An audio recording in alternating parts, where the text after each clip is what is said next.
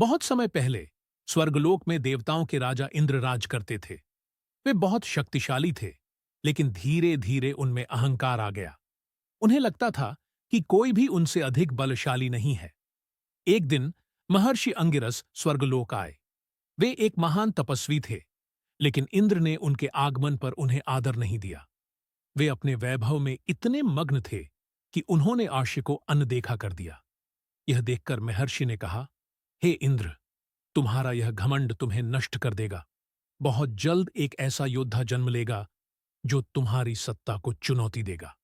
कुछ समय बाद समुद्र मंथन हुआ। इसमें देवताओं और असुरों ने मिलकर अमृत प्राप्त करने के लिए समुद्र को मथा। इस दौरान भगवान शिव के क्रोध से उत्पन्न एक चिंगारी समुद्र में गिरी, जिससे एक शक्तिशाली असुर बालक जन्मा। उसका नाम जलंधर रखा गया, क्योंकि वह समुद्र से उत्पन्न हुआ था। जलंधर बड़ा होकर एक महान योद्धा बना।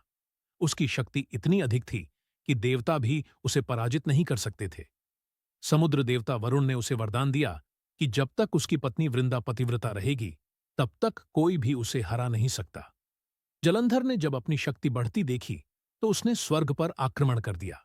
उसने इंद्र, अग्नि, वरुण और अन्य देवताओं को हराकर स्वर्ग पर अधिकार कर लिया। अहंकारी इंद्र जलंधर से युद्ध करने आए, लेकिन जलंधर ने उन्हें पराजित कर स्वर्ग से निकाल दिया। अब इंद्र, जो स्वयं को सबसे बलशाली समझते थे, जलंधर के आगे निर्बल और हारे हुए महसूस कर रहे थे। जलंधर ने आगे चलकर भगवान शिव से भी युद्ध किया, लेकिन उसकी शक्ति अधर्म के मार्ग पर थी। भगवान विष्णु ने माया रचकर उसकी पत्नी वृंदा का सतीत्व भंग कर दिया। जैसे ही वृंदा की निष्ठा टूटी, भगवान शिव ने जलंधर को अपने त्रिशूल से मार दिया। कहानी से सीख एक, अहंकार हमेशा नाश का कारण बनता है। इंद्र और जलंधर दोनों का पतन उनके अहंकार के कारण हुआ। 2. हर शक्ति का सही उपयोग जरूरी है। जलंधर की शक्ति यदि धर्म के लिए होती तो वह अमर हो सकता था। 3. सम्मान हर किसी को देना चाहिए। इंद्र ने महर्षि अंगिरस का अपमान किया, जिससे उन्हें श्राप मिला। 4. धर्म और अधर्म की लड़ाई में सत्य की जीत होती है। अंततः जलंधर का पतन हुआ क्योंकि वह अधर्म के मार्ग पर चला था। 5. छल का परिणाम बुरा होता है। भगवान विष्णु को भी वृंदा के श्राप का सामना करना पड़ा। 6. कर्म का फल अवश्य मिलता है।